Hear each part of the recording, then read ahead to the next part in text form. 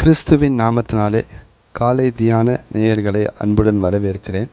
யோவான் 20வது அதிகாரம் 19வது வசனம்.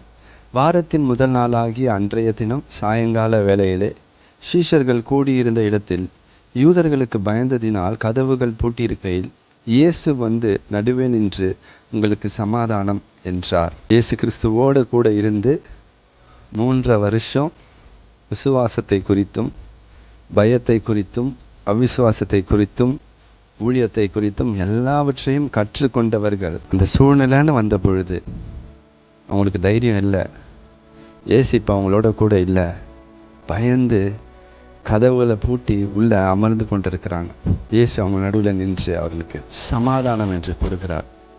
நம்முடைய வாழ்க்கையில் கூட எவ்வளோ வார்த்தைகளை நம்ம கேட்போம், எவ்வளோ வசனங்களை நம்ம கேட்கும் பொழுது சில நேரத்தில் மற்றவர்களை கூட நம்ம அறிவுரைகள் மற்றவர்களுக்கு சொல்லுவோம்.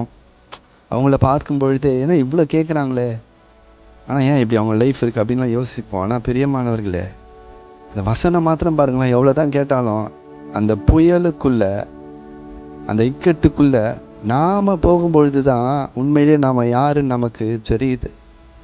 சீஷர்கள்லாம் பயந்து போயிருக்காங்க. ஆனால் இயேசு எவ்வளோ நல்லவர் அப்படின்னா அவருடைய பயத்தை தெளிவிக்கும்படியாய் அவர்களுக்கு தைரியத்தை கொடுக்கும்படியாய் அந்த இடத்துல அவர் வராரு. வந்து அவங்களுக்கு சமாதானம் என்று ஆறுதல் அளிக்கிறார். எப்படி வேணால் பேசியிருக்கலாம்ல. நம்ம கூட நிறைய நேரத்தில் யாருக்காவது அப்படி சொல்லிட்டோம் அப்படின்னா வார்த்தைகள்லாம் சொல்லி அவங்க கேட்கலான்னா கோவப்படுவோம். ஆனால் இயேசு கிறிஸ்து கோவப்படலை. அந்த அவங்களுக்கு அமைதி அவங்களிடத்துல அவர் சம்பாஷணை செய்கிறார் பொறுமையோடு கூட. என்ன இவ்வளோ கேட்டு இப்படி இருக்கீங்களே அப்படின்னு சொல்லி அவங்களோட மனம் கசந்து கொள்ளலை.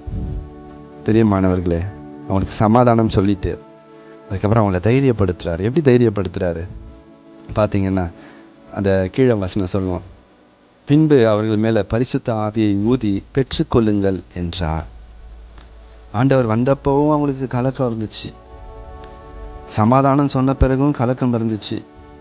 ஒரு இன்ப அதிர்ச்சியில் தான் இருந்தாங்க. நீங்கள் லூக்கால கூட வாசித்து பாருங்கள். ஆனால் தைரியம் அவங்களுக்கு அதுக்கப்புறம் அறை வீட்டுக்குள்ளேருந்து வெளியே போயிட்டாங்க. அடுத்த அதிகாரத்தில் பேதுரு மீன் பிடிக்க போகிற அளவுக்கு தைரியம் வந்துடுச்சு. காரணம், அவருக்கு மேலே ஊதப்பட்ட பரிசுத்த ஆவியானவருடைய பலன். ஆமேன்.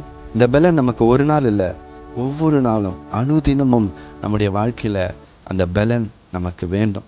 சீஷர்கள் அதனால தான் ஆண்டவர் சொன்னார், இந்த பலன் வர வரைக்கும் நீங்கள் ஊழியத்துக்கு போகாதீங்க. அந்த பலன் வந்த பிறகு அவங்க ஊழியம் மகிமையான ஊழியமாக இருந்தது. தைரியமாய் காரியங்களை செய்தாங்க.